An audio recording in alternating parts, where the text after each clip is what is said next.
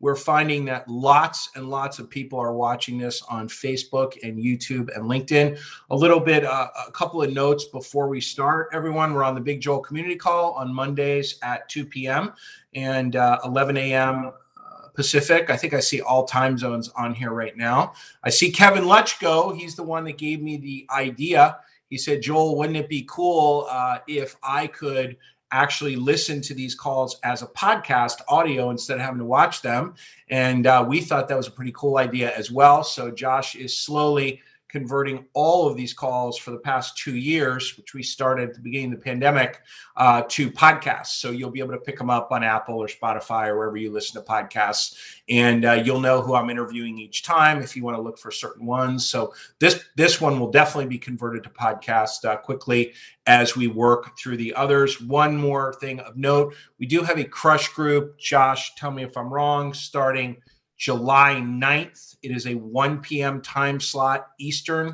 On Fridays, we do have a crush group. I'm fairly certain we have 3 or 4 slots in that, even though someone did just take a couple of slots a day ago. So there might only be a few slots in that. Josh just put that in the chat. Those of you that are new to this call, we do use the chat, but I typically don't look at it while I'm talking. That's July 8th. I did screw that up at 1 p.m. Friday, July 8th.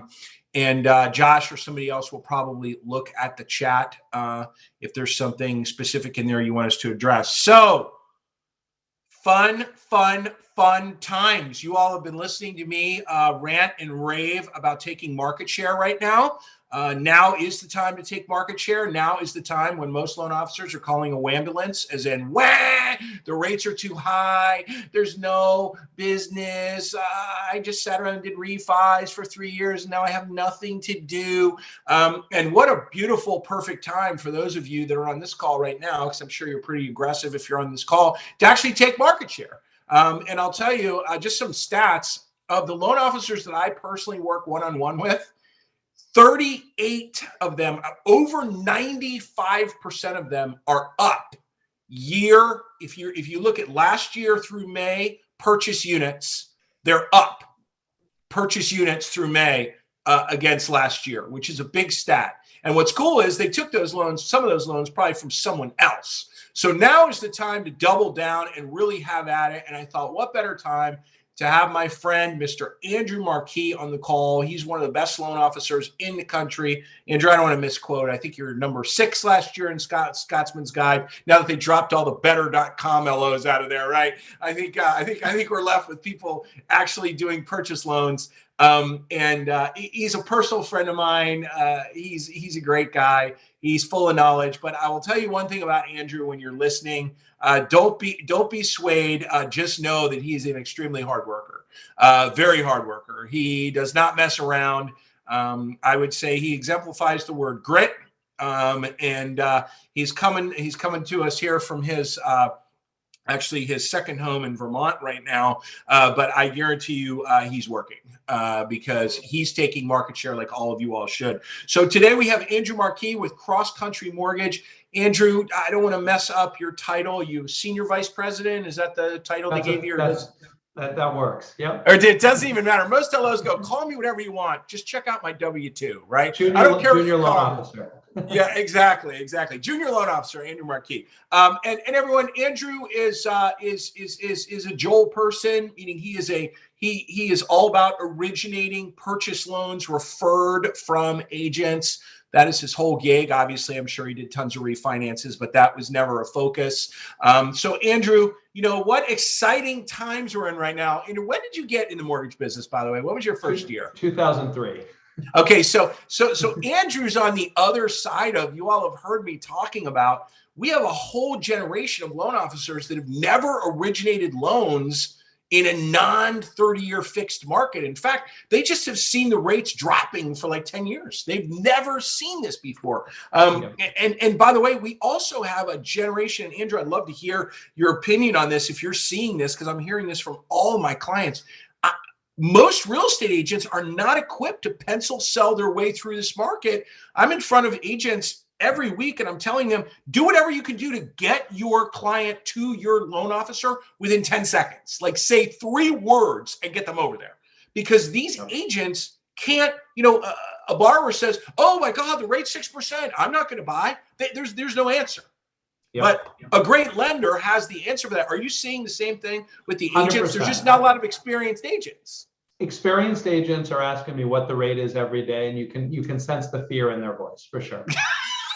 Yeah. So Andrew, tell me a little bit about what you're seeing in your market. Are you seeing loosening? By the way, Andrew is Boston Metro, is his core market. Are you seeing some loosening in inventory? Are you seeing maybe some contingencies crawling back? Give us a little overview on your market. Tell us what you're hearing nationally. Then I want to ask you a couple of questions. Yeah, so January, February, Joel, in our market was just about the most difficult we've ever seen. And a perfect example I'll give is we have a town near Boston, very affluent town. My assistant lives there. 22,000 people live in this town. There was one listing for 2 months straight, one listing. So if you wanted to buy a house, you could make an offer on this one house that was overpriced by probably 300 grand. Yeah. So it opened up a little bit in March, and I would say our market is also very tight for the standpoint of it's very stable. Prices are not going to go down here until they've gone down everywhere else in the country. But yes, we have definitely seen, it go from instead of a property getting, 18 offers, maybe it's getting 2 or 3, right? So people that are making real strong offers and can get their mind around the interest rate and the monthly payment are getting their offers accepted. The benefit of a loan officer, more deals are coming together. We're not writing, 6 pre-approvals and getting 1 accepted offer. We're writing 2 and getting 1. So although it sounds difficult, there's other challenges, right? We have to sell against local banks on the rates, and there's some other challenges in the market. But I think when you said take market share, that's one of the biggest things we can do right now. Because we all know those local banks are going to screw up deals. We know their rates are not going to be low forever. They don't have the sales tools that we have. They're not going to be looking at their client refinancing 8 months from now when we're in a recession and rates start to go down.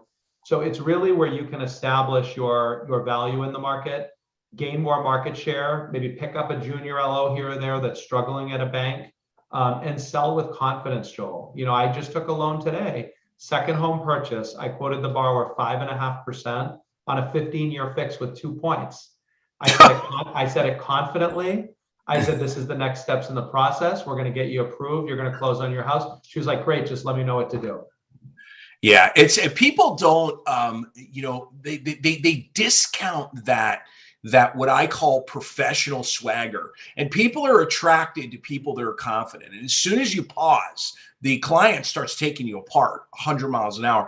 Andrew, what are you saying? I wanted to ask you this. I don't want to put you on the spot, but when someone says, well, Andrew, I mean, the rates are, 5 7/8 right now, or they're 6%. I mean, why should I buy now? I mean, those rates are too high. What can I do about that?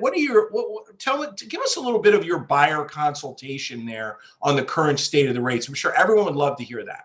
Yeah, so I obviously sell payment first, Joel, and I know that's a big 100%. Yeah. The absolute last thing I get to is the rate. If the client doesn't ask me what the rate is on the call, I might not even bring it up, right? But, so we go through everything, when the payment's due, how much cash to close, where's your cash coming from, what's your income, do you still work here? Here's your monthly payment, this is when it's going to start. And the very last thing is, oh, by the way, the rate is 5.875. And they might say, oh, that's a little high. And, I heard it was 2.875 6 months ago. And we say, yeah, rates go up and down. But, you said you're good with the monthly payment. And the good news is mortgages don't have prepayment penalties. So, we provide other options. We might look at discount points. We might look at an ARM product, Joel. And we let them know that we're going to monitor your loan to refinance as soon as the rates come down once we hit a recession. Now, are you seeing, Andrew, when I started originating, no old jokes, Ed Brem, I don't want to hear any old jokes. When I started originating, it was very common, Andrew, you get a contract and it literally would say seller agrees to pay not 3%, it would say 3 points, because the rates were so high that everyone was buying the rate down with points, paid by the seller. We know we've just come through a market, sort of a no concession market, but I am hearing from loan officers in markets where houses, where there are some concessions, that's sneaking back a little bit. Are you seeing that at all, where sellers are getting involved to move their property by actually paying points to buy the rate down? Our market hasn't shifted that far yet. Nothing. Just our Okay. market here, not in Boston. I mean, we're getting back to where people have mortgage contingencies, Joel, where before they were all waived. They had no finance contingency, but we're not getting to the seller credit buying points yet. We haven't seen that piece come in. What do you tell me what you're saying to your partners to get the clients to you quicker? You know, there's something with agents. A lot of times you have to build a really deep relationship with them for them to trust you, to get you the people at 100 miles an hour. A lot of times, especially in this market, I'm finding agents are spending a little bit too long on the phone with the client up front, and they can potentially undo something that we as lenders that know how to pencil sell. And by the way, those of you on this phone right now, if you can't take a loan with a calculator and a pen, you need to take a look at that and make sure you know how to do that. Okay, it's great to use the technology, but you should know how to do that in this market. That's what I call pencil selling. When you're hearing me refer to that, that's the art of actually explaining to someone what they're buying, the value of money, what's going on, especially if they're selling a house and buying a new one. Are you having those conversations a lot, Andrew, with your agent partners as far as the handoff? Yeah, and I mean, for me with the agent partner, Joel, I think you couldn't have said it better. Say enough to hook the client, but get them off the hook and over to us as soon as possible. And I think when they say to the client, I'm going to have you get pre-approved, the client starts thinking, what? Credit pull. I don't want my credit pulled. I'm not talking to him. I don't. So say, well, let's have an exploratory conversation with a lender partner just to see what you might qualify for and if it makes sense. And part of it, what people don't realize, Joel, is what's the alternative to buying? Renting. And the rents are out of control right now too. I'm either going to pay someone else's mortgage or at least get a write-off, own a property that we know over time is going to appreciate in the Boston market, right? Have some tax deductible interest and build equity every month. What's the alternative? The rent here is just as high as buying. Yeah, it's crazy. And so those of you that are listening that are working, you know, a Joel plan, these are types of things that you should be talking about at B2Bs right now. You should be talking about teaching your partners how to get these people over to you quicker so they don't say something that'll actually kibosh the deal before the people get to you. It's important. You know, even some of the best agents in the industry, Andrew, I work with a bunch of them now. I coach and mentor them. They are moving people to their lender partner so fast at 100 miles an hour, just because the lender partners are just, it's so important. Talk about docking files up front, because I already know what you're going to say on this because you're exactly like me, but I want them all to hear it from you, who's closing a lot of purchase units every month, regarding docking files up front in this market. When you talk to good LOs, Andrew, they always say to me, Joel, it's all about contract to close, contract to close, contract to close, but I want to be ready when I get that contract. Talk about that. So it's all about eliminating risk, Joel. And I think the risk from an underwriting perspective, it eliminates that risk of, hey, you know, he didn't tell us about this self-employed business where he lost 200,000 last year. So it's all about that, eliminating risk from the underwriting approval. But what is it also doing? Eliminating shopping risk, right? So it makes you stickier with the client. They go, I already did everything with Andrew. All he has to do is, you know, order my appraisal. Do I really want to switch lenders to save $32 a month? You know, it really makes the deal stickier. You know, I had one today where we had quoted her 5.5%. We locked her in. She got quoted 5. I came down to 5.25. I met her halfway, and she said, "Yep, you know what? I've been working with you forever. That's good enough. I'll work with you." So, whereas if she'd done nothing other than put her social through a website, she'd more apt to exactly. Yeah, and everyone, I hope you caught that. Put her social through a website. By the way, if you're bouncing people directly into your technology without talking to them, I want to give you a visual. Your technology, no matter which company you work at, close your eyes and imagine an igloo, a cold igloo above the Arctic Circle, and you are throwing a potential buyer into that igloo basically naked. Is what you're doing when you bounce someone directly into your automated stuff without really talking to them. The best lenders in the country, the best visual is they cut holes in that igloo and there are people reaching through and there's a hand on the borrower's shoulder all the way through. There's nobody alone in the technology. That is the best way to take your pull through down, down, down, and make you work significantly harder, especially in this market where they might write 5 offers, 6 offers. They might get frustrated with their agent partner and bail on their agent partner. Well, I mean, Andrew Marquis is keeping that buyer.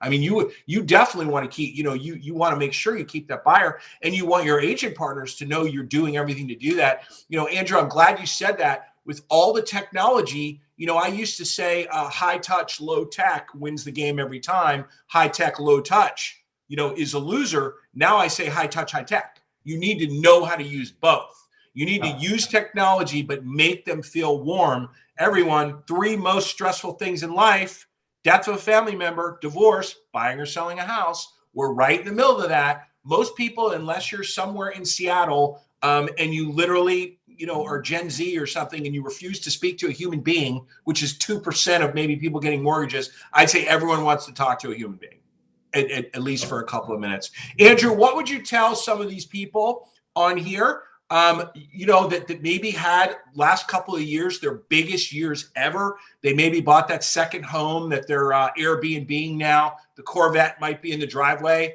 and they might have dropped from 15 loans a month to 2 loans a month, and are looking around going, what is going on here? Their company hasn't gotten to them yet. And by the way, I'm now hearing this from up top. The companies are starting to look top down at low producers, and you're going to see cut letters coming out for low producers because they don't want to carry the benefits. They don't want to carry all of that. They'd rather have Andrew Marquis do 5 extra loans instead of have 2 LOs do 2 loans each. What would you say are some really good activities, things for people to do right now to hang tough? Because I think by the end of the year, there'll be a lot of missing loan officers and a lot of missing agents, which me personally, I love, because I get to watch guys like you take market share. Yeah, no, 100%, Joel. I mean, the market is super challenging. And like I was saying earlier, there's always different challenges, right? I mean, the challenge before in Boston was we're writing 20 pre-approvals to get an offer accepted. Now the challenge is rates suck, less people want to buy, and we're competing on every deal, right? Yeah. So, but I think, for me, it's like, if you lived your life off the last 2 years, like that was going to be sustainable long-term, then, shame on you. But I think we need to forget about the last 2 years, look at what it was before that. I think if you average in the last 2 years, this year is tougher than what was the year before the pandemic, 2019? 19. Yeah. This is a tougher year than that, right? Because we have a hangover from the 2-year Renaissance period, and we need to get back to a common mean, right? Yeah. And so I think for me, it's like, work the refis where they exist, which is cash outs, divorces, people that are in a home equity line. I had someone today that they just had a big home equity line. They wanted to fix the rate on a 10-year arm. Work the arms, work the purchases. People have to move. They have to buy houses. They have to sell houses.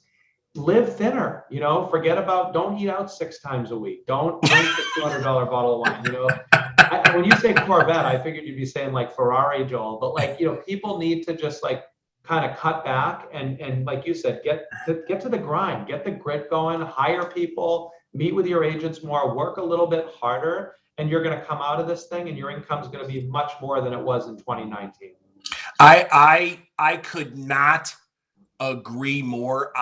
I would bet in the past 30 days, Andrew, I've been in front of 200 to 300 real estate agents, up close with them, doing things.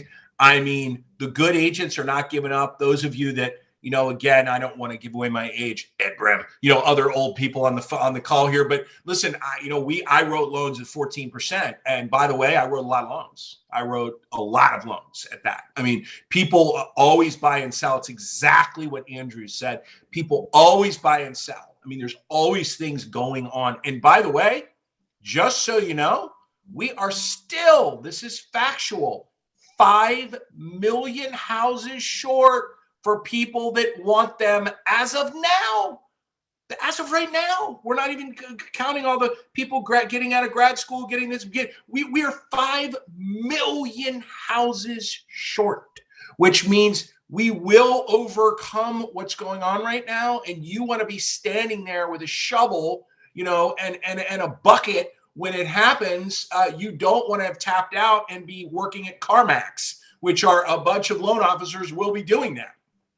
It is factual. I've seen this happen before. There's no reason for it. And Andrew, you know, it was very practical advice. Live smart. It's true. I'm telling people, Andrew, now that have big teams where, you know, maybe the companies are coming in with scissors cutting. I said, you know what? Don't cut them. Pay them yourself and build for the future. You know, who cares if you're used to putting 20 grand a month in your stock account and you did that for 2 years in a row and you put zero in your stock account, but you don't go negative? That's a win in this market. Who cares? Invest in your business. You know, and they're kind of looking at me kind of squinty and they're getting mad maybe at their company because they're cutting an SA or cutting team people. And I said, fine, keep the people, pay them yourself. Joel, you cut the be SA ready. or the processor. Each processor is one loan a month.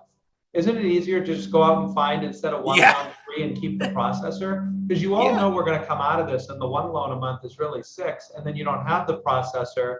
So just, you made a lot of money the last 2 years. I'm sure there's some extra money in the bank. Live off that for a little bit, you know? Yeah, it's hard for people that really adjusted their lifestyle, Andrew. And we came just off prolific, and you got to see 04 and 05 and 06 like I did. And there's probably, I'm looking, there's definitely people on this call that saw that, just writing 80-20 lie docs, breathing on a mirror. I mean, just getting paid like crazy amounts of money. And I have to tell you, there were parts of 2021 or 2020 that were crazier. I mean, they were just more insane.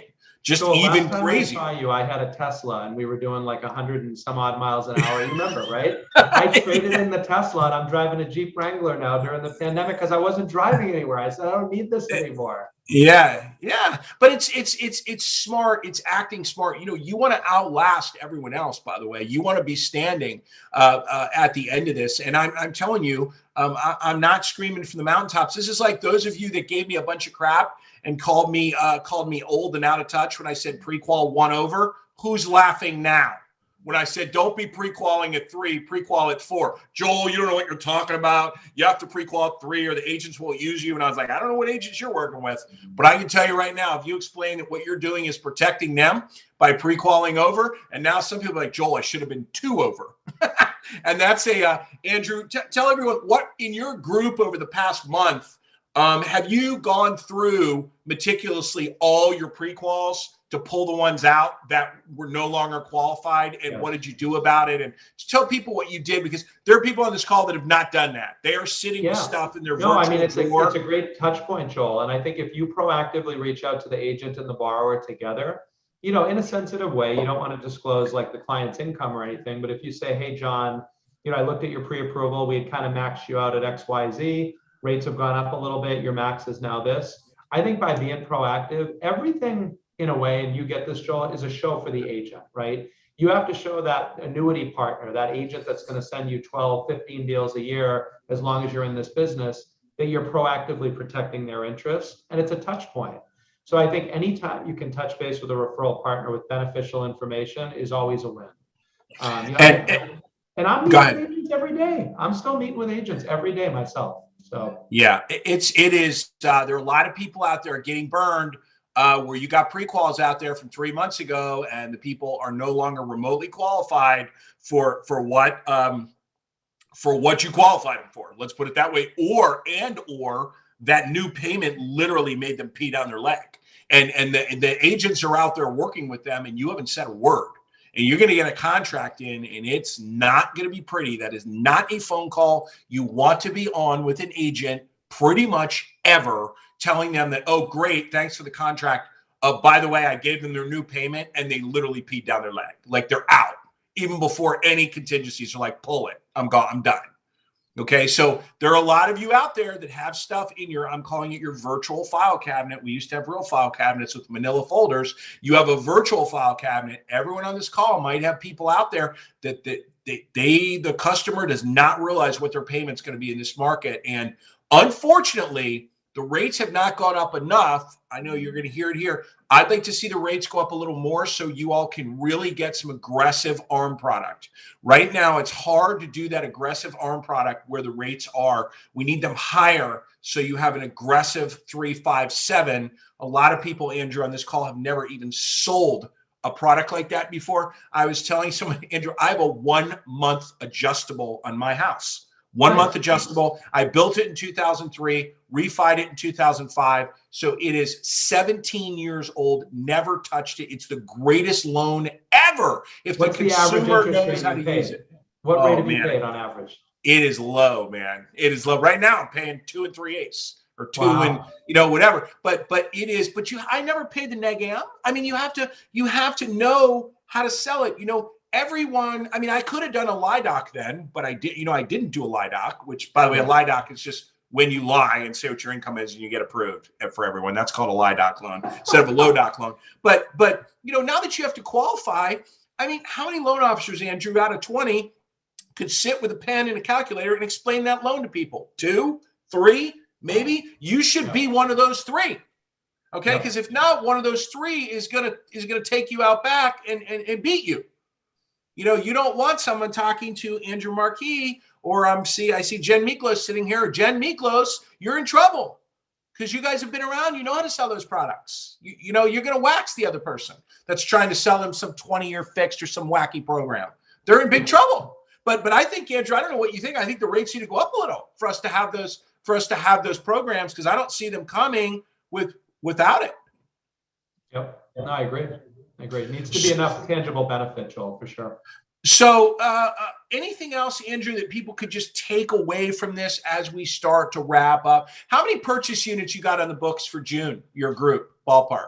I can say that we locked 61 million in loans last month. So we locked about 100 deals. And, refis are 5% of the business right now. So we probably locked 95 purchases last month. Okay. So everyone, yes, Andrew Marquis is a little unicornish. Okay. But he's in an extremely tight inventory market. So I would say to everyone on this call, you have no excuse not to be playing ball at whatever your level is. If your level's 20 units, it's 20. It's 15 if it's 15. If it's 30, it's 30. There's people on here that are 40 and 50 unit loan officers on here. And there's just no reason. There's no excuse. The loans are out there. They're out there. And now is the best time to take them. The other thing, Andrew, that I'm seeing going on, and just tell me if you're seeing this, is we have a generation of loan officers that never really got taught how to be a loan officer. They were taught to take a name and a phone number and give it to a support person. Now the support people have been riffed, and now you have a loan officer sitting around not knowing what they're doing, taking loans and nuking them. So the saves for the good loan officers, what I hear every day, Andrew, is they're going up. And then as soon as someone like you gets a save, I'm willing to bet you're probably at lunch with that agent within 7 days, which means whatever loan officer screwed that up has a big problem. I'm seeing that all over. Again, major market share taking time. Yes, for sure. No, for sure. All right. Well, everyone, I hope you got some good nuggets out of today. Again, this is streaming live. It'll be put up as a podcast as well, and you can watch it on YouTube, but it will live. It's living on LinkedIn and YouTube and Facebook right now. Andrew Marquis, thank you so much for your time. Always love having you on. Everybody, remember, it's go time. I don't care if it's the summer and you're like, oh, I'm going to go out on my boat that I bought that I never should have bought and pay $900 per gallon for gasoline to do nothing. I'm going to turn my phone off. I don't care if the agents call. I'll put my away message on my email. Dumb play, because Andrew Marquis is picking up his phone. Okay, that's all I'm going to say. All right, there's a whole bunch of people with their cameras on right now that I know all of y'all are picking up your phone. Okay, and if you're picking up your phone and the other guy's phone is off, the off phone has a problem, a big problem. Okay, you're not going to get called again. So it is literally go time. Andrew Marquis, thank you so much. Everyone have an awesome week. By the way, 2 weeks from now is July 4th. No call. So we'll see you in 4 weeks. See y'all later. Bye-bye.